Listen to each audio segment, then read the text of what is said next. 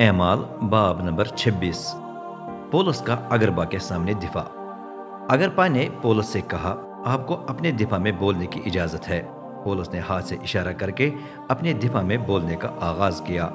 अगरबा बादशाह, मैं अपने आप को खुश नसीब समझता हूँ कि आज आप ही मेरा ये दिफाई बयान सुन रहे हैं जो मुझे यहूदियों के तमाम इल्जामात के जवाब में देना पड़ रहा है, खासकर इसलिए कि आप यहूदियों के रस्म व रिवाज और तनाज़ुओं से वाकिफ हैं। मेरी अर्ज है कि आप सब्र से मेरी बात सुने। तमाम यहूदी जानते हैं कि मैंने जवानी से लेकर अब तक अपनी कौम बल्कि यरूशलेम में किस तरह जिंदगी गुजारी। वो मुझे बड़ी देर से जानते हैं और अगर चाहें तो इसकी गवाही भी दे सकते हैं कि मैं फरीसी होकर पाबंद मजहब फिरके की तरह जिंदगी गुजारता था, और आज मेरी अदालत इस वजह से की जा रही है कि मैं उस वादे पर उम्मीद रखता हूँ जो खुदा ने हमारे बाप दादा से किया। हकीकत में ये वही उम्मीद है जिसकी वजह से हमारे 12 कबीले दिन रात और बड़ी लगन से खुदा की इबादत करते रहते हैं और जिसकी तकमील के लिए वो तड़पते हैं। तो भी ए बादशाह, ये लोग मुझ पर ये उम्मीद रखने का इल्ज़ाम लगा रहे हैं, लेकिन आप सबको ये ख्याल क्यों नाकाबिल यकीन लगता है कि खुदा मुर्दों को जिंदा कर देता है? पहले मैं भी समझता था कि हर मुमकिन तरीके से ईसा नासरी की मुखालफत करना मेरा फ़र्ज है, और ये मैंने यरूशलेम में किया भी। रहनुमा इमामों से इख्तियार लेकर मैंने वहाँ के बहुत से मुकद्दसों को कैद में डलवा दिया, और जब कभी उन्हें सजाए मौत देने का फैसला करना था तो मैंने भी इस हक में राय दिया। मैं तमाम इबादत खानों में गया और बहुत दफ़ा उन्हें सज़ा दिलाकर ईसा के बारे में कुफर बकने पर मजबूर करने की कोशिश करता रहा। मैं इतने तेश में आ गया था कि उनकी एज़ा रसानी की गर्ज से बिरून मुल्क भी गया। पौलुस अपनी तब्दीली का जिक्र करता है।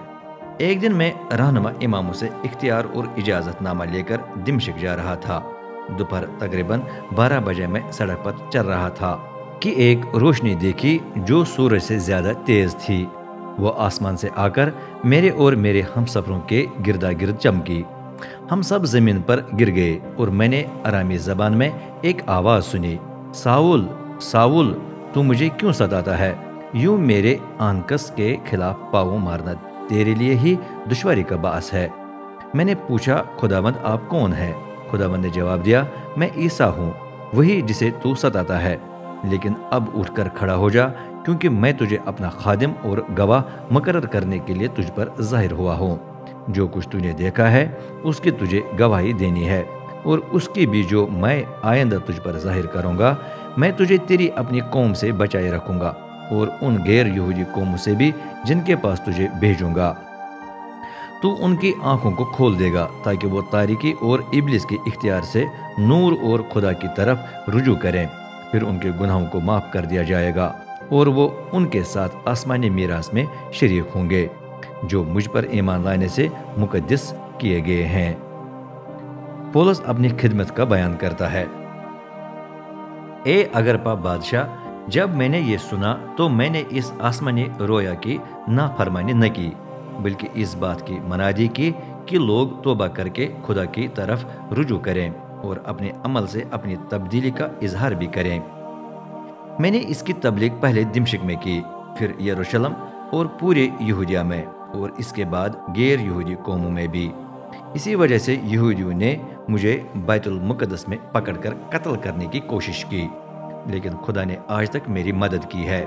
इसलिए मैं यहाँ खड़ा होकर छोटों और बड़ों को अपनी गवाही दे सकता हूँ। जो कुछ मैं सुनता हूँ वो वही कुछ है जो मूसा और नबियों ने कहा है कि मसीह दुख उठाकर पहला शख्स होगा जो मुर्दों में से जी उठेगा, और कि वो यूं अपनी कौम और गैर यहूदियों के सामने खुदा के नूर को प्रचार करेगा। अचानक फेस्तुस पौलुस की बात काटकर चिल्ला उठा, पौलुस होश में आओ, इल्म की ज्यादती ने तुम्हें दीवाना कर दिया है। पौलुस ने जवाब दिया, मोअज़्ज़ज़ फेस्तस, मैं दीवाना नहीं हूँ, मेरी ये बातें हकीकी और माकूल हैं।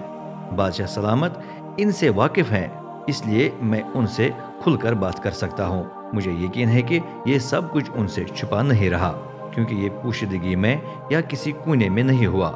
ए अगरबा बादशाह, क्या आप नबियों पर ईमान रखते हैं? बल्कि मैं जानता हूँ कि आप उन पर ईमान रखते हैं। اگرپا نے کہا آپ تو بڑی جلد سے مجھے قائل کر کے مسیحی بنانا چاہتے ہیں۔ پولس نے جواب دیا جلد یا بدیر میں خدا سے دعا کرتا ہوں کہ نہ صرف آپ بلکہ تمام حاضرین میری مانند بن جائے سوائے میری زنجیروں کے۔ پھر بادشاہ سردار برنیکے اور باقی سب اٹھ کر چلے گئے۔ وہاں سے نکل کر وہ ایک دوسرے سے بات کرنے لگے۔